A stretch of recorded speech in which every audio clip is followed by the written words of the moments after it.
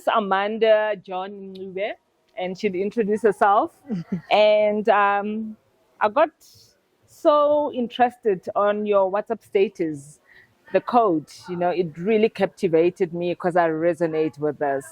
And she wrote on the WhatsApp status, it's actually My a profile picture. picture. Yeah, how you show up is a declaration of your intent, a statement of commitment.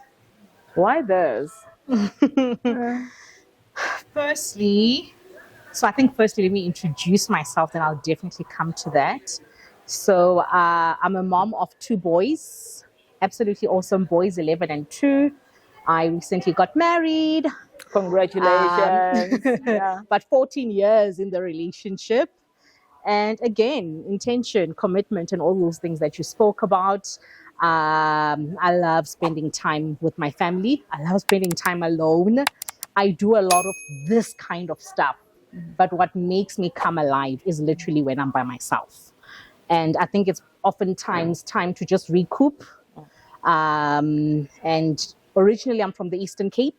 I've been in Joburg for as long as I've been with my hubby because I followed him to Joburg, right? And I'm in financial services. I am employed at Old Mutual, but I do other things on the side. I'm a financial literacy author. So I was very happy to hear conversations about money, Yes. finances, because it's absolutely critical. And I also co-founded an organization called Lean In Circle for Women in Financial Planning. Awesome. So yeah, those are the Great. things that keep me busy. And I think in terms of what you read there, firstly, I love looking cute, right? I mean, You come do on. look cute, yeah. But I think it's also because it says a lot about how you show up. So whether I'm shabby that day or I look absolutely sexy, I've made a decision to be like that. And I think it speaks a lot to the fact that I made the decision. It means I'm intentional about how I'm showing up that day. But I think the fact that I'm probably sexy and cute at a particular moment is because I'm also committing to the people that I'm going to be with. Yeah. I think it's done a lot out of respect for people as well. So, and I think that's just how generally I go through life. That's awesome. I mean, that picture there was a themed event. I will go shopping for it because I believe they made a theme for a reason. Absolutely. So that when we show up at that theme, it's to really gel with the space as well. Awesome. I love this. I hear core values of intention, commitment, and you just don't do things for the sake of doing things. It's purposeful, right? And congratulations on your marriage. Yeah. So I like doing research on the people that I'm going to interview. And I went through your LinkedIn profile. Please go through this woman's LinkedIn profile. It's loaded. We can talk about it like for days, for hours. And people see women like you, right? And you are in corporate, and also you've got this lean in circle for women and a whole lot of stuff that you're juggling. And they don't realize that as a superwoman as you are, sometimes you also experience those down moments, those blunders. Is there one in particular that you'd like to take us through this evening? It's probably one I will struggle with for a while, but I think sometimes when you're conscious of what's happening around you, you tend to be a lot more intentional about how you work around certain things and how you work through certain things. I think for me, the blunder is potentially, and maybe currently slightly, not having enough time for family, to be honest with you. And perhaps that's something that resonates a lot more with me because I grew up in boarding school. So my parents sent me to boarding school at the age of 11. So I was extremely young, right? Queenstown versus Craddock, almost 2 hours apart. Went home some weekends, not all the time. But the point is already I never had enough time with my family growing up. And while that worked for me, perhaps from a career point of view, the fact that potentially I could build a career so far away from home. I mean, Craddock, you can only do so much. It's a very small town. It took a lot from me in terms of already I grew up away from home. Now I must carry on with life away from home. And now I must have this extremely busy life away from home, away from family. So it's not something I brought to myself. It's not something I do because I don't care to make the time. As much as I think in my introduction, I said I love spending time at home and I love spending time with my family. But I've got this much of it and I have to maximize on it. And I mean, I have no idea how I'll navigate making it better, but I do my best, you know. I think in different ways. My son loves football, but I also introduced him to golf. And the reason for that is because that was a moment to have my Sundays with him. This is now my 11-year-old. So when we go out for brunches, then he can practice golf. But it was also intentional. So that when he's 16 or when he's 21 or when he's 26 and his boys are traveling because they are golfers, he can be like, well, I might not be playing for a team, but I'm joining you guys in London. For a golf because I can swing, you know, and I can putt and I can do whatever. So those kind of things are important for me because as much as I don't have enough time for them, when I do make the time, it's also for the things that are important for us as a family in terms of the time we spend, but important for them in terms of awakening them as human beings, even to their futures. Awesome. Thank you so much for sharing and letting us into your, it's a sacred space, right? Personal space, the people that you don't know, and being vulnerable with us. So I don't know the lead-in circle for women. I remember reading a few years ago a book by Sheryl Sandberg, the former COO of Facebook. And she was talking about her struggles, you know, being at Facebook, in corporate, having a child, being married, that how do we do this work-life balance thing? I come from a school of thought that I don't believe in work-life balance. It's integration. Right? I feel like we were talking a few nights ago. Yeah. So it's integration because when it's work-life balance, you separate the two. You cannot separate yourself being a different person at work and at home. And what I'm hearing from you with that intention, we keep on going back to the theme of intention. So what are some of the things that you've learned from this blunder that, I mean, you've mentioned the sun, the golf thing. What are other things, you know, that you can integrate? So I recently won the Woman of Stature for Financial Services 2024. Yes, Thank you for South Africa. And I remember when they interviewed me, and I thought, yo, yes, they failed at this interview because I started crying. And I remember the judge, there was 4 or 5 judges. I have no idea who the hell they are. And they asked whatever they asked, but my response, I think it was more along the lines of the work that you do. How does it really resonate with you? Whether it's the corporate, it's the other, you know, businesses on the side, the books and the money boxes that they're at the back. And I remember my response was around family, funny enough. And I made mention of the fact that I lost my mom in June. Of course, I miss her a lot. This was last year.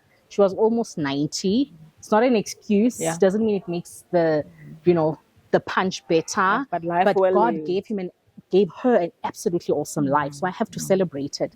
But I said, one thing I find in the spaces I work in is that I'd like to believe I bring the sense of familyness or familyhood in the work because I mean, when I saw the 2 kids here, I'm like, Mara, guys, we should all be here with the kids, you know? And I remember on Valentine's Day, I actually hosted a dinner called Moms and Teenage Boys. Awesome. Because we are very quick to talk about women in financial planning, women of stature, women, Tondoni, the girl child, bring a girl child. I'm like, I'm raising boys. Men, right? Chances are the 3rd baby and the 4th are going to be boys. Who's going to be bring a boy child to soccer or to what? I mean, it's so important because I'm saying then in 10 years' time, we're going to be reversing the problem we had. Then it's going to be about the boy. So we need to balance the two. But anyway, And again, I think for me, it's then about family. You know, I think in the work that I do, a lot of it is, I mean, the gents were earlier talking about depression because there was a blunder, something happened, and then you were cocooned in your own space. And I'm like, that shouldn't happen for anyone, because if we've got the connections and the networks, you should always know how you introduced me when I came in. You said, Yabona, this guy is like my neighbor, my this, my that, my absolute confidant. And I was like, amazing. Everybody, every single person should have that person, so that, you know, Uputi, who was here earlier, should have never gone through what he went through alone. You know, he should have almost filtered himself into other spaces where, even if he was suffering from depression, there was other people who were gonna, you know, bampagamise and go with him. So I think a lot of the work that I do is about making sure that whether you come sad that day or whatever, or demotivated or whatever it is, know that this is a space where you are allowed to be like that, but hopefully you're going to walk away with something that has strengthened you. Awesome. Thank you. So I'm also an advocate. One of the things you've said when you started is that you also like spending time alone. And a lot of us, we tend to give a lot. We pour out. And I always say that you cannot give from an empty space, Absolutely. right?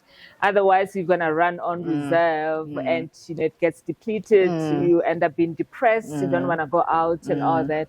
So I want to know that during that quiet time, the me time, how do you make sure that you refuel who Amanda is, so that she can show up? Yeah. To be honest with you, I have no idea, because chances are I'm not watching TV. Chances are I'm not reading anything. Guys in school, because, and I've got a beautiful office at home, and I love collecting books, but I will buy them on bargain on Take a Lot. If it's at 70%, I'm there, right? But I think a lot of the times when I'm alone and refueling, I think sometimes I'm not even thinking, to be extremely honest with you. And I always appreciate feeling like that, because it means, and Nando's means, I was about to say that actually, don't you think that's actually important? Very, very. Yeah, moments you're not thinking about anything, right? Yeah. Because when you read, you're trying to find an answer, you're trying to be motivated or whatever it is, it doesn't matter. But a lot of the times, Mina, when I'm at home, chances are I'm not doing much. I wrote, or Uneli and I wrote our books probably in spaces like that, where we're not trying to write.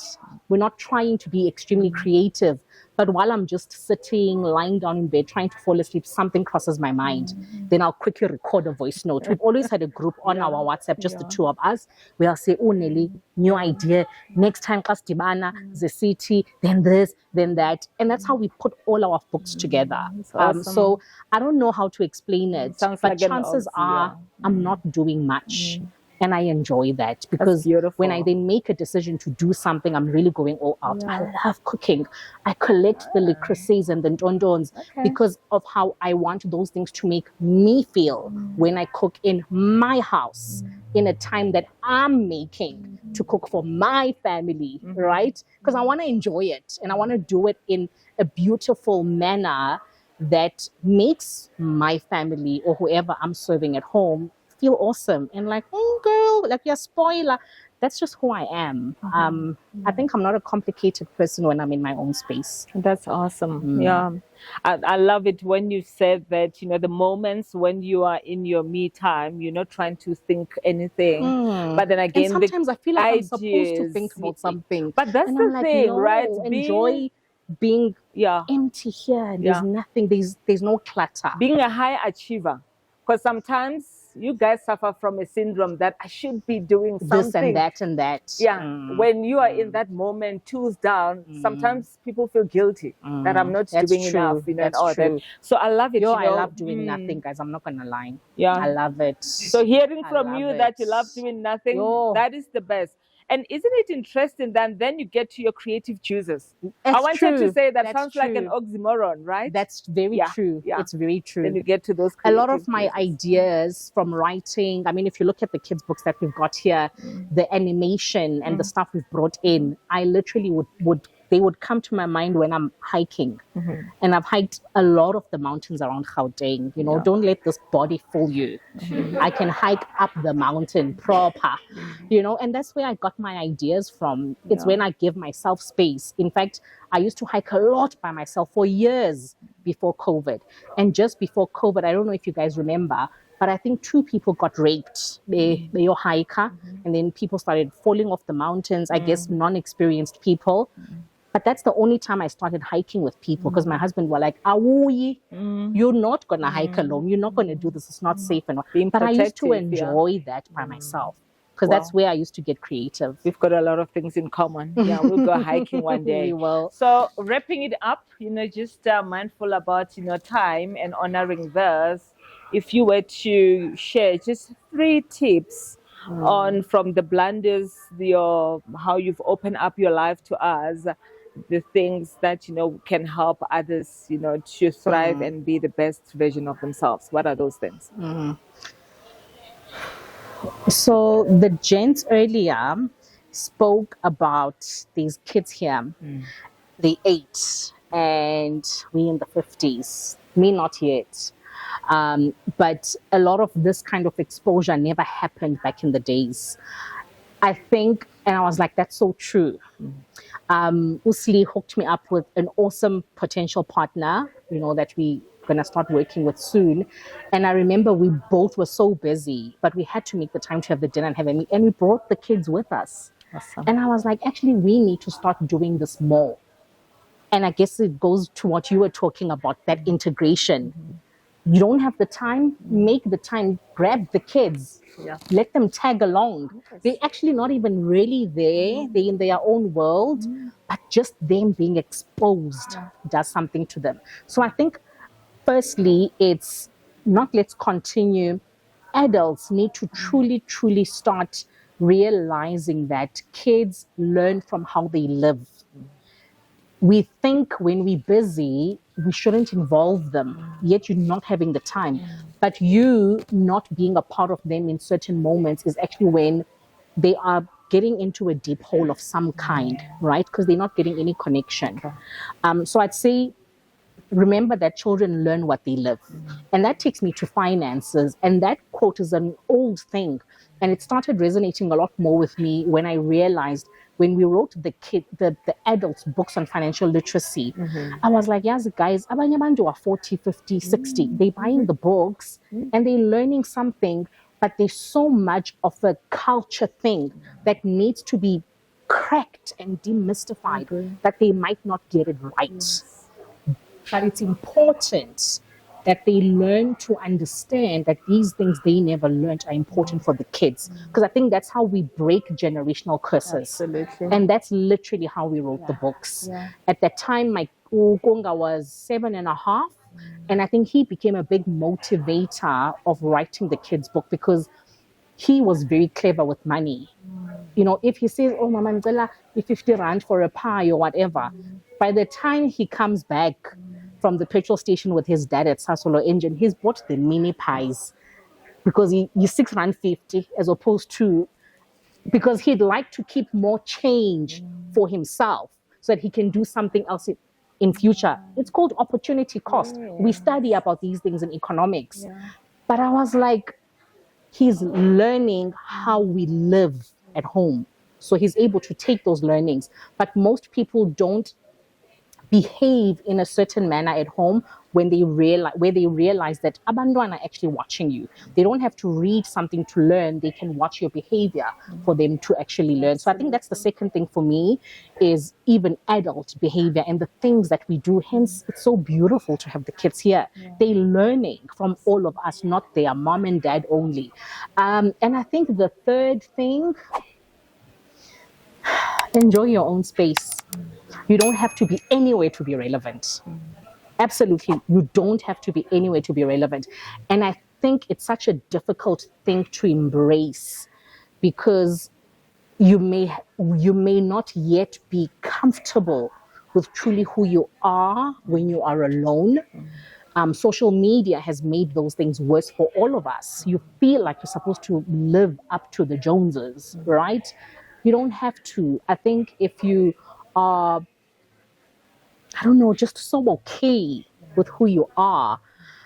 It makes it so easy to actually navigate life in such a manner that you take the most out of life rather than the blunders. Yeah. Yeah. Thank you. Such a beautiful soul.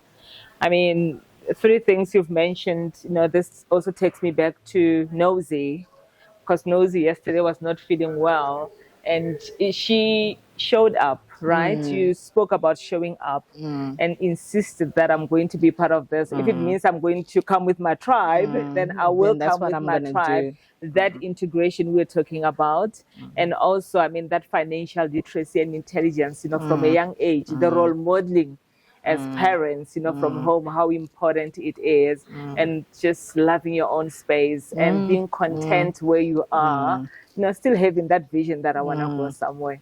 Thank you so much for this, and I appreciate you. you. Still to be continued, right? Absolutely. The time is not enough. So